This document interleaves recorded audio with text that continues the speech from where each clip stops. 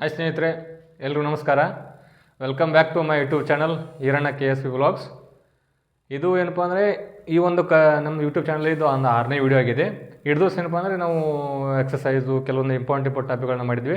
ಇನ್ನು ಮುಂದೆ ಏನು ಮಾಡಪ್ಪ ಅಂದರೆ ದಿನಾಲೂ ನಾನು ನಂಗೆ ಟೈಮ್ ಸಿಕ್ಕಾಗ ಕರೆಂಟ್ ಅಫೇರ್ಸ್ ಡಿಸ್ಕಷನ್ ಮಾಡ್ತಾ ಹೋಗೋಣ. ಲಾಸ್ಟ್ ಒಂದು 5-6 ತಿಂಗಳಲ್ಲಿ ಕರೆಂಟ್ ಅಫೇರ್ಸ್ ಯಾವ ಆಗಿದಾವೆ, ಅದೇ ಅವ್ನು ಯಾವ ಥರ ಡಿಸ್ಕಷನ್ ಓದಬೇಕು, ಕರೆಂಟ್ ಅಫೇರ್ಸ್ ಅಂದ ತಕ್ಷಣ ಜಸ್ಟ್ ಒನ್ ಲೈನರ್ ಓದಬಾರ್ದು, ಅದ್ರ ರಿಲೇಟೆಡ್ ಯಾವ ಥರ ಕ್ವಶನ್ಸ್ಗಳನ್ನ ಕೇಳ್ತಾನೆ ಅನ್ನೋದು ಆಧಾರದ ಮೇಲೆ ನಾವು ವಿಡಿಯೋನ ಮಾಡಬೇಕು ಮಾಡೀನಿ. ಇದನ್ನ ಯಾಕೆ ರಾಮ್ಸರ್ ತಾಣಗಳು ಟಾಪಿಕ್ ಯಾಕೆ ತೊಗೊಂಡಿನಪ್ಪ ಅಂದರೆ ಇತ್ತೀಚೆಗೆ ಒಂದು 2 ರಾಮ್ಸರ್ ತಾಣಗಳು ಏನು ಲಿಸ್ಟಿಗೆ ಸೇರ್ಪಡೆಯಾಗಿದ್ದಾವೆ ಭಾರತದಲ್ಲಿ. ಸೊ ಅದಕ್ಕೋಸ್ಕರ ಈ ಒಂದು ಟಾಪಿಕ್ ಭಾಳ ಪ್ರತಿಯೊಂದು ಎಕ್ಸಾಮಲ್ಲಿ ಭಾಳ ಇಂಪಾರ್ಟೆಂಟು. ಪ್ರತಿ ಎಕ್ಸಾಮಲ್ಲಿ ಕ್ವಶನ್ಸನ್ನು ಕೇಳ್ತಾ ಇರ್ತಾನೆ. ನೀವು ಏನು ಮಾಡಬಾರ್ದಪ್ಪ ಅಂದ್ರೆ ಕರೆಂಟ್ ಅಫೇರ್ಸ್ ಯಾವ ಥರ ಓದಬೇಕು, 360 ಆ್ಯಂಗಲ್ ಡಿಗ್ರಿಯಲ್ಲಿ ಓದಬೇಕು. 360 ಅಂದ್ರೆ ಏನಪ್ಪ ಅಂದರೆ ಜಸ್ಟ್ ಯಾವ ಸೇರಿದು ಯಾವ ರಾಜ್ಯ ಅಂತ ಅಷ್ಟೇ ಓದಬಾರ್ದು, ಹೌದಾ? ಅದಕ್ಕೆ ಸಂಬಂಧಪಟ್ಟಂಗೆ ಏನಪ್ಪ ಅಂದರೆ ಬೇರೆ ಬೇರೆ ಸ್ಟ್ಯಾಟಿಕ್ ಕ್ವಶನ್ಸ್ಗಳನ್ನ ಡಿಸ್ಕಷನ್ ಮಾಡ್ಬೇಕು. ಅವನು ಕರೆಂಟ್ ಅಫೇರ್ಸ್ ರಿಲೇಟೆಡ್ ಕ್ವಶನ್ಸನ್ನು ಕೇಳ್ತಾ ಹೋಗ್ತಾನೆ, ರೈಟ್? ಈ ಒಂದು ವಿಡಿಯೋ ನಿಮ್ಗೆ ಇಷ್ಟ ಆಗಿದ್ರೆ ಬೇರೆಯವ್ರು ಶೇರ್ ಮಾಡಿರಿ. ಯಾರು ಹೊಸಬರಿದ್ರಿ ಅವ್ರು ನಮ್ಮ ಚಾನಲ್ ಸಬ್ಸ್ಕ್ರೈಬ್ ಮಾಡ್ಕೊಂತ ಹೇಳ್ತಾ ಈ ಒಂದು ಕ್ಲಾಸನ್ನು ಸ್ಟಾರ್ಟ್ ಮಾಡೋಣ. ಇಲ್ಲಿ ನೋಡ್ರಿ, ಪ್ರತಿ ಎಕ್ಸಾಮ್ಗೆ ರಾಮ್ಸರ್ ತಾಣಗಳು ಅಂತ ಕ್ವಶನ್ಸ್, ಇದ್ರ ಮೇಲೆ ಕ್ವಶನ್ಸ್ ಇದು ಕನ್ನಡದಲ್ಲಿ ಜೌಗು ಭೂಮಿಗಳು ಅಂತ ಕರೀತೀವಿ, ಜೌಗು ಪ್ರದೇಶಗಳು ಅಂತ ಕರಿತೀವಿ, ಮತ್ತು ವೆಟ್ಲ್ಯಾಂಡ್ಸ್ ಕೂಡ ಅಂತೇಳಿ ಕರಿತೀವಿ ಇಂಗ್ಲೀಷಲ್ಲಿ, ರೈಟ್? ಎಲ್ಲ ಒಂದೇ ಇದು. ಅದಕ್ಕಿಂತ ಮುಂಚೆ ಈ ರಾಮ್ಸರ್ ತಾಣಗಳು ಅಂದರೆ ಏನು, ಹೌದಾ? ಅವುಗಳಲ್ಲೇ ಒಂದು ಯಾವುದೋ ಒಂದು ಪ್ರದೇಶ ರಾಮ್ಸರ್ ತಾಣಗಳಂತ ಘೋಷಣೆ ಮಾಡ್ಬೇಕಂದ್ರೆ ಏನು ಕ್ರೈಟೀರಿಯಾ ಇರಬೇಕು ಅನ್ನೋದನ್ನು ಡಿಸ್ಕಷನ್ ಮಾಡ್ತಾ ಹೋಗೋಣ. ಯಾಕಪ್ಪ ಅಂದರೆ ಇದ್ರ ಮೇಲೆ ಕೆಇದವ್ ಭಾಳ ಪದೇ ಪದೇ ಕ್ವಶನ್ಸನ್ನು ಕೇಳ್ತಾನೆ. ಮತ್ತು UPSC ಪ್ರಿಲಿಮ್ಸಲ್ಲಿ ನಾವು ಓದಬೇಕಾದ್ರೆ ನೋಡಿದ್ದೆ, ಅದು ರಾಮ್ಸರ್ ತಾಣಗಳನ್ನ ಘೋಷಣೆ ಮಾಡ್ಬೇಕು ಏನು ಕ್ರೈಟೀರಿಯಾಗಳಿರ್ಬೇಕು. ಟೋಟಲ್ 9 ಕ್ರೈಟೀರಿಯಾಗಳದಾವ. ಅವು ಕ್ರೈಟೀರಿಯಾಗಳು ಯಾವುವು ಅನ್ನೋದನ್ನು ಡಿಸ್ಕಷನ್ ಮಾಡ್ತಾ ಹೋಗೋಣ. ನೆಕ್ಸ್ಟು ಇಂಪಾರ್ಟೆಂಟ್ ಯಾವುದನ್ನು ಡಿಸ್ಕಷನ್ ಮಾಡ್ತಾ ಹೋಗೋಣ, ರೈಟ್?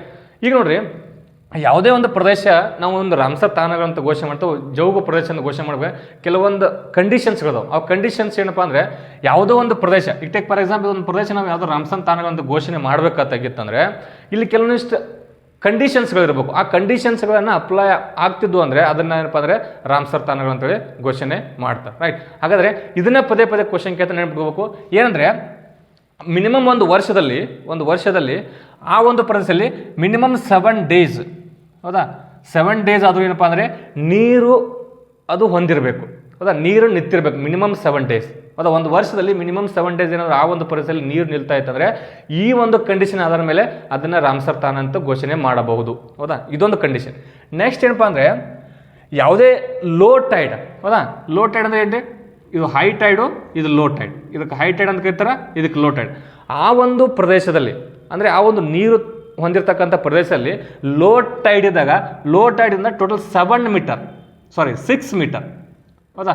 6 ಮೀಟರ್ ಡೆಪ್ತ್ ಇರಬೇಕು. ಅದು ಆ ಒಂದು 6 ಮೀಟರ್ ಡೆಪ್ತ್ ಇದ್ದರೆ, ಹೌದಾ? ಡೆಪ್ತ್ ಅಂದರೆ ಆಳ ಇದ್ದಂಥ ಪ್ರದೇಶನೂ ಏನು ಅಂತ ಘೋಷಣೆ ಮಾಡ್ತಾರಪ್ಪ ಅಂದರೆ ರಾಮ್ಸರ್ ತಾಣ ಅಂತೇಳಿ ಘೋಷಣೆ ಮಾಡ್ತಾರೆ, ರೈಟ್? 6 ಮೀಟರ್ಗಿಂತ ಡೆಪ್ತ್ ಹೋದರೆ ಅದನ್ನು ರಾಮ್ಸರ್ ತಾಣ ಅಂತ ಘೋಷಣೆ ಮಾಡೋಂಗಿಲ್ಲ, ಹೌದಾ? ಗೊತ್ತಿರಲಿ. ಓನ್ಲಿ ಮಿನಿಮಮ್ ಲೋದಿಂದ ಮ್ಯಾಕ್ಸಿಮಮ್ 6 ಮೀಟರ್ ಡೆಪ್ತ್ ಇರಬೇಕು.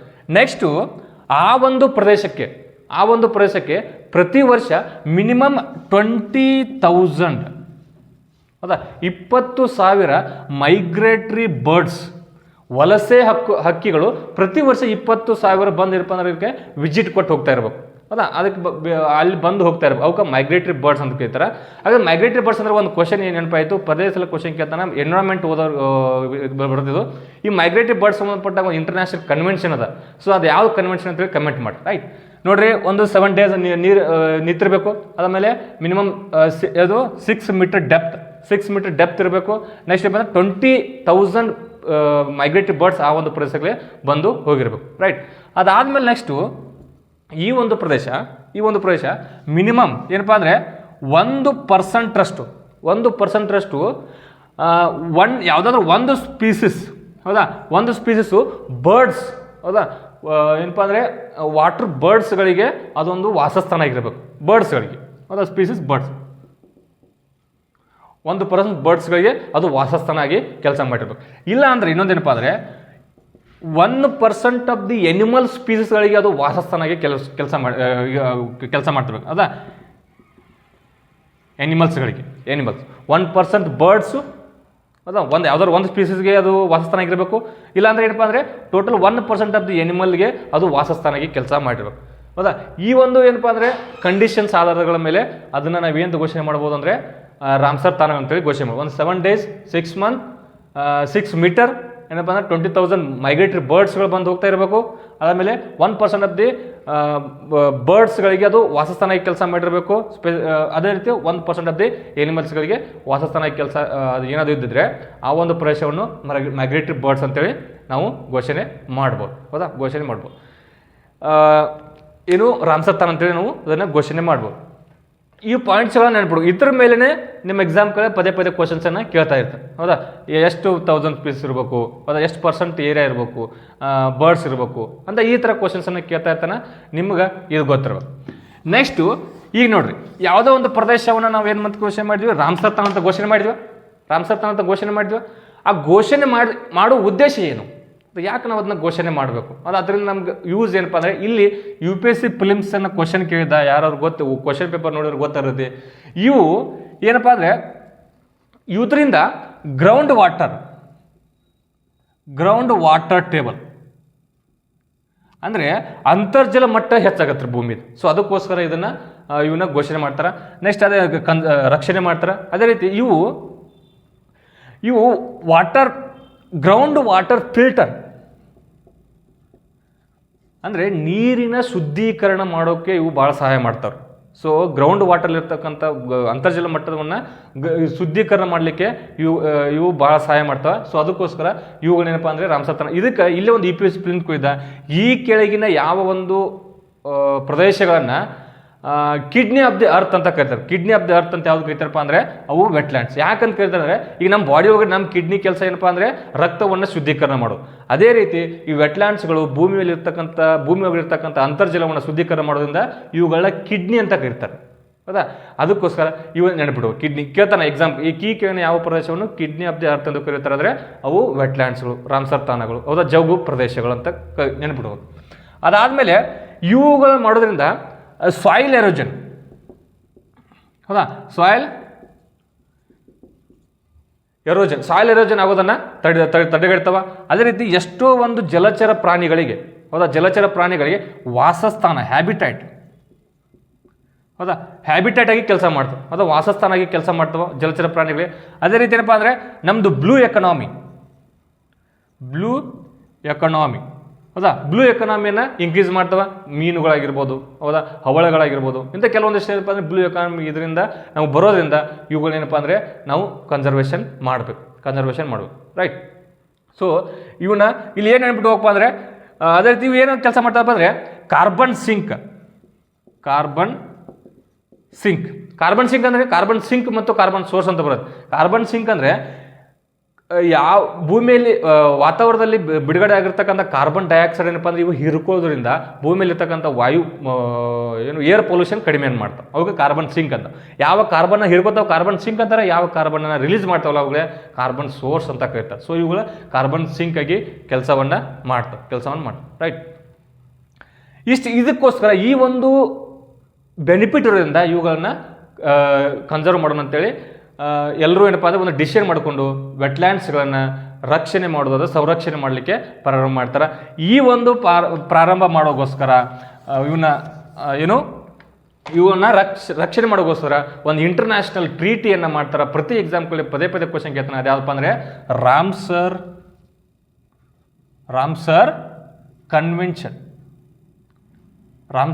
ಕನ್ವೆನ್ಷನ್ ಅಂತ ಆಗುತ್ತೆ. ಹೌದಾ, ರಾಮ್ಸರ್ ಪದೇ ಎಕ್ಸಾಮ್ PCಯಲ್ಲಿ ಭಾಳ ಸಲ ಕ್ವಶನ್ ಕೇಳ. ಈ ರಾಮ್ಸರ್ ಅನ್ನೋ ಪ್ರದೇಶ ಎಲ್ಲಿ ಅಂತ ಕೇಳ್ತಾನೆ. ಹೌದಾ, ರಾಮ್ಸರ್ ಅನ್ನೋ ಪ್ರದೇಶ ಇಲ್ಲಪ್ಪ ಅಂದ್ರೆ ಇರಾನ್. ರಾಮ್ಸರ್ ಅನ್ನೋ ಪ್ರದೇಶ ಇರೋದು ಇರಾನ್, ರೈಟ್. ಈ ರಾಮ್ಸರ್ ಕನ್ವೆನ್ಷನ್ನು ಸೈನ್ ಮಾಡಿದ್ದು ಅಂದರೆ ಎಲ್ಲ ದೇಶಗಳು ಕೂಡ್ಕೊಂಡು ಈ ಒಂದು ವೆಟ್ಲ್ಯಾಂಡ್ಗಳನ್ನ ರಕ್ಷಣೆ ಮಾಡುವಂಥ ಒಂದು ಕನ್ವೆನ್ಷನ್ ಮಾಡ್ತಾರೆ. ಅದಕ್ಕೆ ರಾಮ್ಸರ್ ಕನ್ವೆನ್ಷನ್ ಅಂತಾರೆ.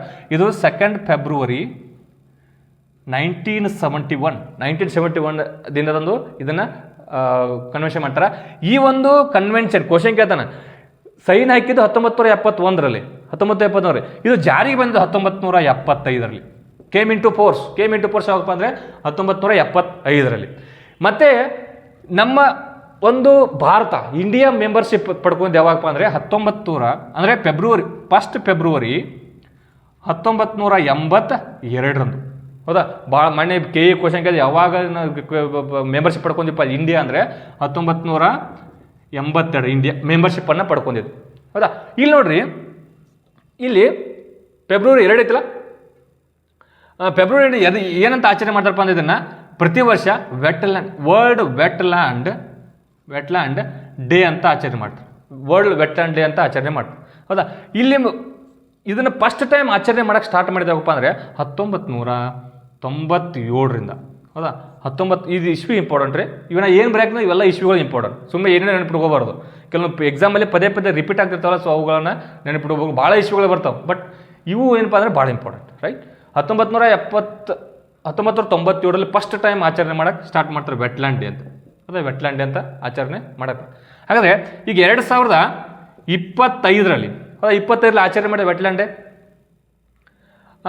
ಅದ್ರ ಥೀಮ್ ಏನಪ್ಪ ಅಂದರೆ conservation of wetland for our common future ಅಂತೇಳಿ. ಹೌದಾ, ಕಾಮನ್ ಫ್ಯೂಚರ್ ಅಂತೇಳಿ ಅದನ್ನು ಅಂದರೆ ಅಪ್ಕಮಿಂಗ್ ಫ್ಯೂಚರ್ಗೋಸ್ಕರ ಇವಾಗೇನಪ್ಪ ಅಂದ್ರೆ ಪ್ರೆಸೆಂಟು ವೆಟ್ಲ್ಯಾಂಡ್ಸ್ಗಳನ್ನು ಕನ್ಸರ್ವೇಷನ್ ಮಾಡಿರಿ ಅವರ ನೆಕ್ಸ್ಟ್ ಅಪ್ಕಮಿಂಗ್ ಫ್ಯೂಚರ್ಗೋಸ್ಕರ ಈ ಪ್ರಸ್ತುತ ಏನಪ್ಪ ಅಂದರೆ ಇವುಗಳನ್ನ ಕನ್ಸರ್ವ್ ಮಾಡ್ಬೇಕಂತೇಳಿ 2025ರಲ್ಲಿ ಒಂದು ಘೋಷವಾಕ್ಯ ಅದು ಥೀಮ್ ಅಂತ ಕೊಡೋದ್ರೆ ಅದನ್ನು ನೆನಪಿಟ್ಕೋಬೇಕು. ಅದ ಯಾವ ವರ್ಷ ಸ್ಟಾರ್ಟ್ ಆಯಿತು, ಯಾವಾಗ ಮೆಂಬರ್ಶಿಪ್ ತೊಗೊಳ್ತು ಅನ್ನೋದನ್ನು ನೀವು ನೆನಪಿಟ್ಕೋಬೇಕು. ಇಲ್ಲಿ ಈ ಏನು ರಾಮ್ಸರ್ ಕನ್ವೆನ್ಷನ್ ಅಂತ ಮಾಡಿದ್ರಲ್ಲ, ಈ ರಾಮ್ಸರ್ ಕನ್ವೆನ್ಷನ್ದಲ್ಲಿ ಕೆಲವೊಂದು ಪಾರ್ಟ್ನರ್ಶಿಪ್ಪನ್ನು ಹೊಂದಿರ್ತಕ್ಕಂಥ ಕೆಲವು ಸಂಸ್ಥೆಗಳ ಯಾವಪ್ಪ ಅಂದರೆ IUCN, ಅದ international union for conservation of nature ಅಂತ ಬರುತ್ತೆ. ನೆಕ್ಸ್ಟ್ ಏನಪ್ಪ ಅಂದರೆ WWF, ಹೌದಾ, world wide fund for nature ಅಂತ ಬರುತ್ತೆ IUCN. ನೆಕ್ಸ್ಟ್ ವೆಟ್ಲ್ಯಾಂಡ್ ಇಂಟರ್ನ್ಯಾಷನಲ್ ಅಂತ ಬರುತ್ತೆ, ಹೌದಾ. ನೆಕ್ಸ್ಟ್ ಏನಪ್ಪ ಅಂದರೆ ಇಂಟರ್ನ್ಯಾಷನಲ್ ವಾಟರ್ ಮ್ಯಾನೇಜ್ಮೆಂಟ್ ಇನ್ಸ್ಟಿಟ್ಯೂಟ್ ಅಂತ ಒಂದು ಬರ್ತೈತಿ. ಇಂಟರ್ನ್ಯಾಷನಲ್ ವಾಟರ್ ಮ್ಯಾನೇಜ್ಮೆಂಟ್ ಇನ್ಸ್ಟಿಟ್ಯೂಟ್ ಅಂತ ಬರ್ತದೆ. ಮತ್ತೆ ಏನಪ್ಪ ಅಂದರೆ ಬರ್ಡ್ ಲೈಫ್ ಕನ್ಸರ್ವೇಷನ್ ಅಂತ ಬರುತ್ತೆ, ಹೌದಾ. ಹೀಗೆ ಇವು ಏನಪ್ಪ ಅಂದರೆ ಕೆಲವೊಂದಿಷ್ಟು ಇವು ಪಾರ್ಟ್ನರ್ ಆಗಿ ಕೆಲಸವನ್ನು ಮಾಡ್ತಾರೆ. ಹೌದಾ, ಪಾರ್ಟ್ನರ್ಶಿಪ್ ಆಗಿ ಈ ಒಂದು ರಾಮ್ಸರ್ ಕನ್ವೆನ್ಷನನ್ನು ಪ್ರಾರಂಭನ ಮಾಡಿದರು. ಯಾವ ವರ್ಷ ಮಾಡಿದ್ರು, ಏನು ಮಾಡಿದ್ರು, ಇದ್ರ ಉದ್ದೇಶ ಏನು ನಿಮಗೆ ನೆನಪಿಟ್ಕೋಬೇಕು, ರೈಟ್. ನೆಕ್ಸ್ಟ್ ನೋಡ್ರಿ, ಇಷ್ಟು ಇನ್ಫಾರ್ಮೇಷನ್ ಬಗ್ಗೆ ಗೊತ್ತಿರಲಿ.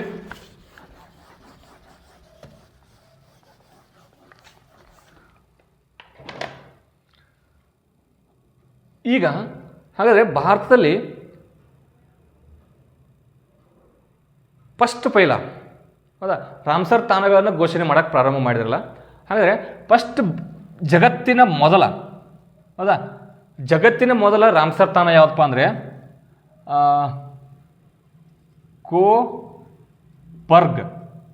ಕೋಬರ್ಗ್ ಪೆನಿನ್ಸುಲರ್ ಅಂತ ಬರುತ್ತೆ. ಕೋಬರ್ಗ್ ಪೆನಿನ್ಸುಲರ್ ಇದೆಲ್ಲಪ್ಪ ಅಂದರೆ ಆಸ್ಟ್ರೇಲಿಯಾ, ಹೌದಾ. ಕೋಬರ್ಗ್ ಪೆನಿನ್ಸುಲರ್ ಆಸ್ಟ್ರೇಲಿಯಾ, ಇಂಪಾರ್ಟೆಂಟ್ ನೆನ್ಬಿಡು. ಜಗತ್ತಿನ ಮೊದಲ, ಹೌದಾ. ಇಲ್ಲಿ ನೋಡ್ರಿ, ಆದರೆ ಭಾರತ ಇದೆಯಲ್ಲ, ನೆಕ್ಸ್ಟು ಜಗತ್ತಿನ ಅತಿ ದೊಡ್ಡ, ಇದನ್ನು ಮಣ್ಣಿ ಕ್ವಶನ್ ಕೇಳಿದ, ಜಗತ್ತಿನ ಅತಿ ದೊಡ್ಡ ರಾಮ್ಸರ್ ತಾಣ ಯಾವಪ್ಪ ಅಂದರೆ ಪಂಟಾನಲ್ ವೆಟ್ಲ್ಯಾಂಡ್. ಇದು ಎಲ್ಲಿಪ್ಪ ಅಂದರೆ ಸೌತ್ ಅಮೆರಿಕಾ ಕಂಡು ಬರುತ್ತೆ. ಪೆರುಗ್ವೆ,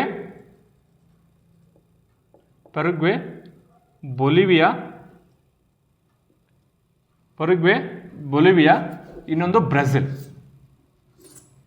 ಅದು ಬ್ರೆಜಿಲ್, ಹೌದಾ. ಈ 3 ದೇಶಗಳಲ್ಲಿ ಹರಡ್ಕೊಂಡಿರುತ್ತೆ ಸೌತ್ ಅಮೆರಿಕಾ. ಇದನ್ನ ಕ್ವಶನ್ಗೆ ಅದನ್ನ ಅತಿ ದೊಡ್ಡದು ಯಾವಪ್ಪ ಅಂದರೆ ಪಂಟಾನಲ್. ನೆಕ್ಸ್ಟ್ ಅತಿ ಚಿಕ್ಕ, ಹೌದಾ, ಸ್ಮಾಲೆಸ್ಟ್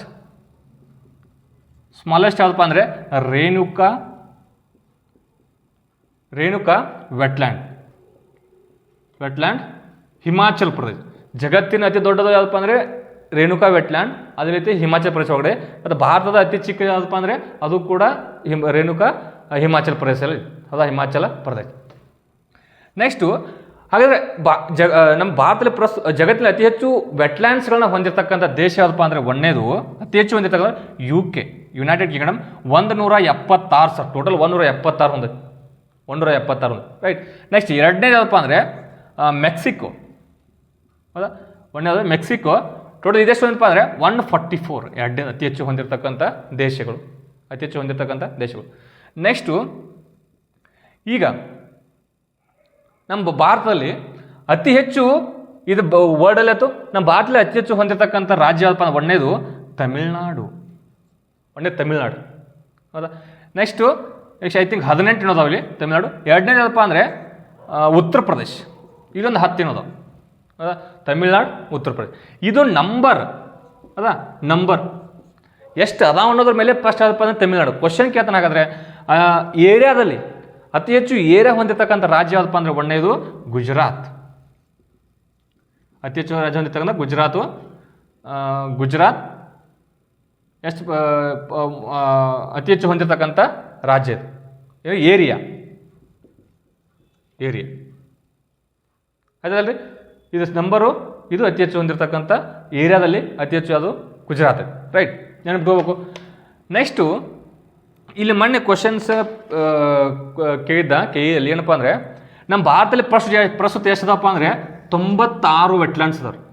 ಪ್ರಸ್ತುತ 96 ವೆಟ್ಲ್ಯಾಂಡ್ಸ್ ಅದ ನಿಮಗೆಲ್ಲ ಗೊತ್ತೈತೆ. ಅಲ್ಲಿ ಕರೆಂಟ್ ಅಫೇರ್ಸು ಈ 96ರಲ್ಲಿ ಏನು ಗೊತ್ತಾ, ಪ್ರಸ್ತುತ ನಮ್ಮ ಭಾರತದಲ್ಲಿ ಟೋಟಲ್ ಏರಿಯಾ 100% ಕ್ವಶನ್ ಕನ್ಸಿಡರ್ ಮಾಡಿದಾಗ ಎಷ್ಟು ಪರ್ಸೆಂಟೇಜ್ ವೆಟ್ಲ್ಯಾಂಡ್ ಏರಿಯಾ ಆಯ್ತೈತೆ ಕ್ವಶನ್ ಕೇಳ್ತಾನೆ.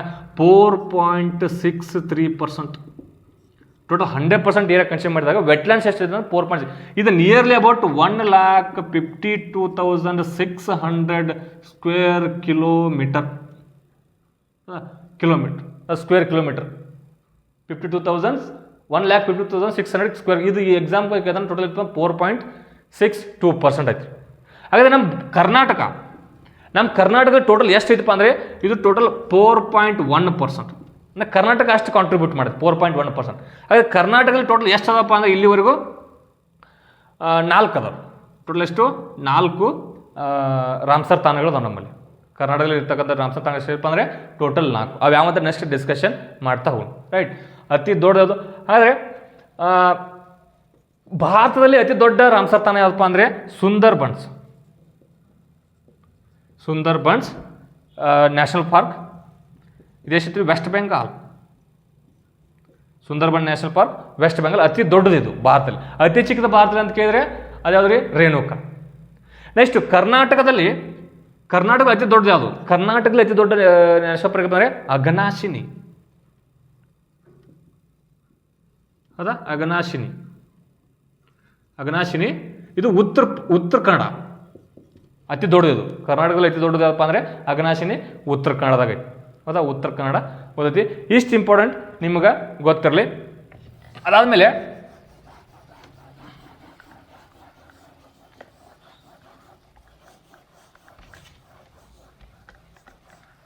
ಪ್ರಸ್ತುತ ಭಾರತದಲ್ಲಿ ಎಷ್ಟದಪ್ಪ ಅಂದರೆ 96. ಹೌದಾ, 96. ಇದು ಕರೆಂಟ್ ಅಫೇರ್ಸ್ ಮಾತಾಡಕ್ಕೆ ಬಂದೀನಿ. ಇದು ಮನೆಯಪ್ಪ ಸ್ಟ್ಯಾಟಿಕ್ GK ಅಷ್ಟು ನಿಮ್ಗೆ ಗೊತ್ತಿರಬೇಕು. 96 ರಾಮ್ಸರ್ ತಾಣಗಳದಾವ. ಅದರಲ್ಲಿ ಇತ್ತೀಚೆಗೆ ನೇಮಕ ಮಾಡಿದ್ರೆ 95 ಅಂದರೆ ಸಿಲ್ಸೇರ್ ಅಂತ ಬರುತ್ತೆ.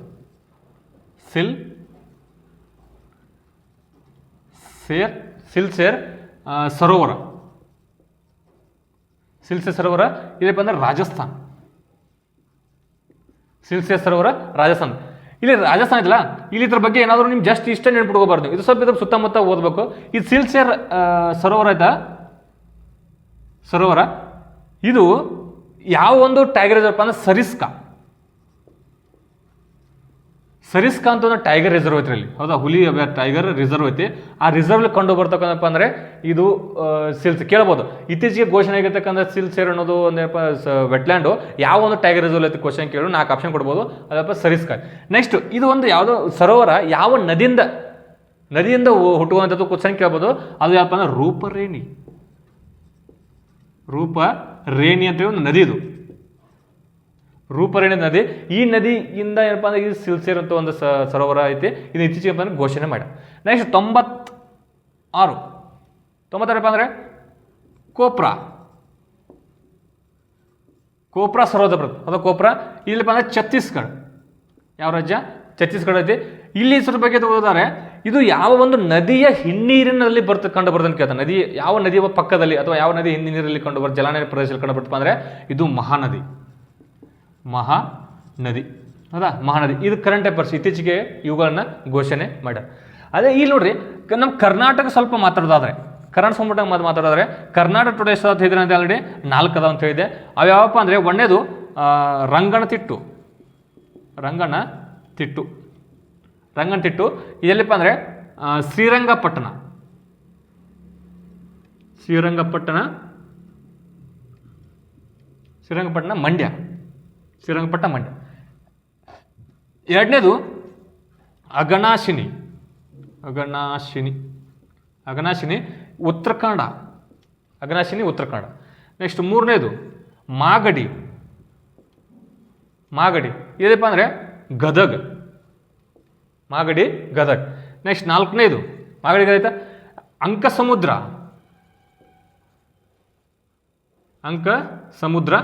ಇದು ವಿಜಯನಗರ. ಹಂಪಿ ಹಂಪಿ ಕಂಡು ಬರುತ್ತೆ. ಇವುಗಳನ್ನ ಜಿಲ್ಲೆಗಳನ್ನ ಕೊಟ್ಬಿಟ್ಟು ಹೊಂದಿಸಿ ಬಂದು ಕೇಳ್ಬೋದು. ಯಾವ ಜಿಲ್ಲೆ ಅಂತ ಕೇಳ್ಬೋದು. ಅತಿ ದೊಡ್ಡದು ಯಾವ್ದು ಕೇಳ್ಬೋದು ಅಂದರೆ ಅದು ಅಘನಾಶಿನಿ ಉತ್ತರ ಕನ್ನಡದಾಗ ಐತಿ. ಅತಿ ದೊಡ್ಡದು, ರೈಟ್, ಅತಿ ದೊಡ್ಡದು. ನಿಮ್ಗೆ ಇಂಪಾರ್ಟೆಂಟ್ ರೀ, ಭಾಳ ಸಲ ಕ್ವಶನ್ ಕೇಳ್ತಾನೆ. ಟೋಟಲ್ ಇವು 4 ಕೂಡಿ ಟೋಟಲ್ 4.1% ಏರಿಯಾ. ಟೋಟಲ್ ಇಂಡಿಯಾಕ್ಕೆ ಹೋಲಿಸಿದ್ರೆ 4.1% ಏರಿಯಾ ಐತಿರ್ತು. ಹೌದಾ? ಏನೇನೋ ಕ್ವಶನ್ ಕೇಳ್ಬೋದು. ಅಲ್ಲಿ ಟೋಟಲ್ ಇಂಡಿಯಾದಷ್ಟು ಬಂದರೆ 4.6 ಅಂತ ಹೇಳಿದ್ದೆ. 1,52,600 ಸ್ಕ್ವೇರ್ ಕಿಲೋಮೀಟರ್ ಅಷ್ಟು ಏರಿಯಾನ ವೆಟರ್ನರಿಗಳನ್ನ ಹೊಂದಿದೆ, ರೈಟ್. ಇದೇ ರೀತಿ ಇಲ್ಲೇನಪ್ಪ ಅಂದರೆ ಇನ್ನೊಂದು ಕಾನ್ಸೆಪ್ಟ್ ಬರುತ್ತೆ ಇಲ್ಲಿ, ಮಾಂಟ್ರಾಕ್ಸ್ ರೆಕಾರ್ಡ್ ಅಂತೇಳಿ. ಯಾವುದು? ಮಾಂಟ್ರಾಕ್ಸ್ ರೆಕಾರ್ಡ್. ಅದ ಮಾಂಟ್ರಾಕ್ಸ್ ರೆಕಾರ್ಡ್ ಅಂತೇಳಿ.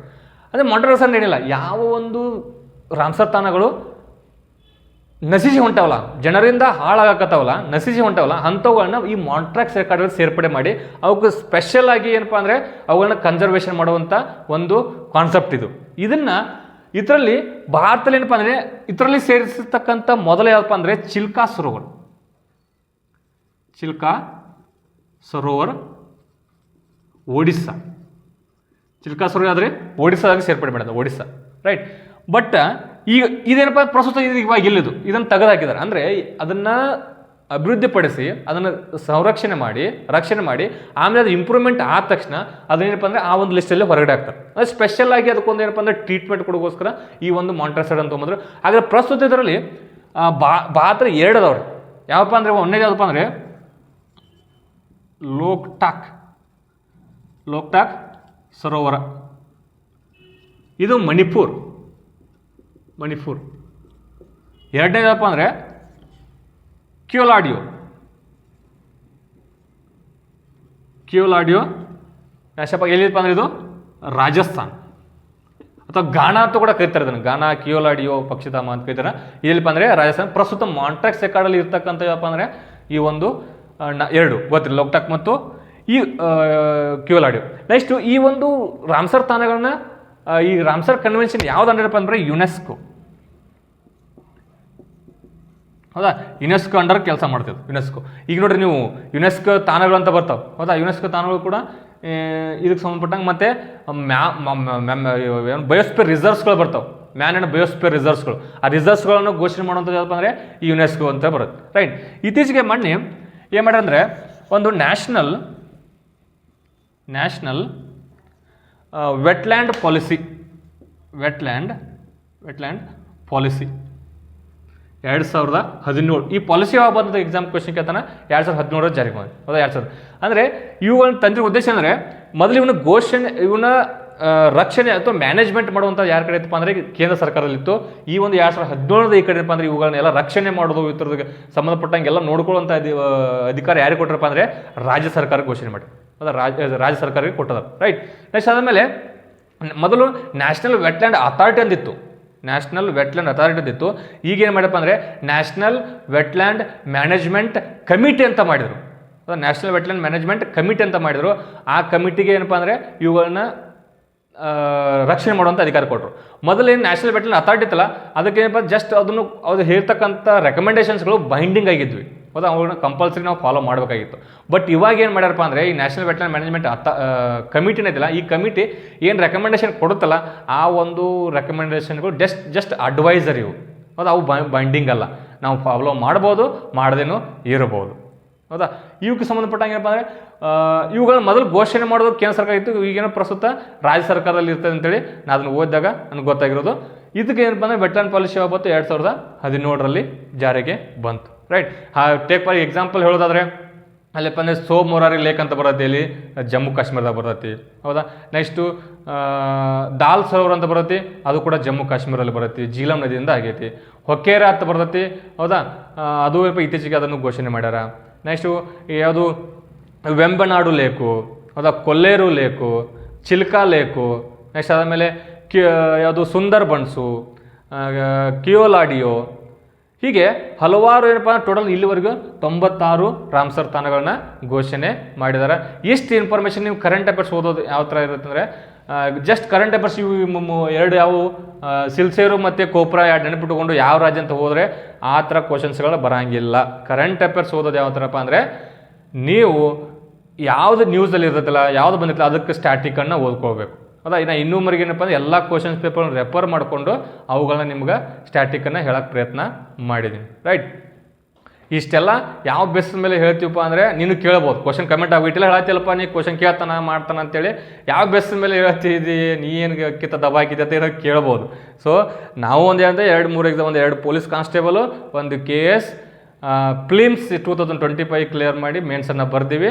ಆ ಒಂದು ಆಧಾರದ ಮೇಲೆ ನಮಗೆ ಗೊತ್ತಿರೋ ವಿಚಾರಗಳನ್ನ, ನಮಗಿದು ಅನ್ನಿಸ್ತಿರೋ, ನಾವು ಓದಿರೋ ಅಥವಾ ನಮ್ಮ ನಾಲೆಜ್ ಪ್ರಕಾರ ಇದು ಬರಬಹುದು ಅಂತ ನಮಗೆ ಯಾವ್ದು ಅನಿಸಿದಿಲ್ಲ ಅದನ್ನು ಹೇಳಕ್ಕೆ ಪ್ರಯತ್ನ ಮಾಡಿದ್ದೀವಿ. ಇಲ್ಲ, I am not a teacher and you are not a student. ನಾನು ಕೂಡ ಕಾಂಪಿಟೇಟರು, ನೀವು ಕೂಡ ಕಾಂಪಿಟೇಟರು. ನಾನು ಓದ್ತಾ ಇದ್ದೀನಿ, ನೀವು ಓದ್ತಾ ಇದ್ದೀರಿ. ಗೊತ್ತಿರೋ ವಿಚಾರ ನಾನು ಏನು ಓದಿರ್ತೀನಿ ಹೇಳುವಂಥ ಪ್ರಯತ್ನ ಅಷ್ಟೇ.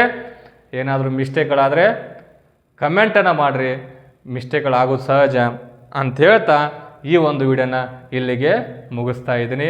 ವಿಡಿಯೋ ಇಷ್ಟ ಆಗಿದ್ದರೆ ಸಪೋರ್ಟ್ ಮಾಡಿರಿ, ಶೇರ್ ಮಾಡಿರಿ, ಸಬ್ಸ್ಕ್ರೈಬ್ ಮಾಡೋದನ್ನು ಮಾತ್ರ ಮರಿಬೇಡ ಅಂತ ಹೇಳ್ತಾ ಈ ಒಂದು ವಿಡಿಯೋನ ಇಲ್ಲಿ ಮುಗಿಸ್ತಾ ಇದ್ದೀವಿ. ಜೈ ಹಿಂದ್, ಜೈ Karnataka. I will see you in next video. Thank you so much. Bye.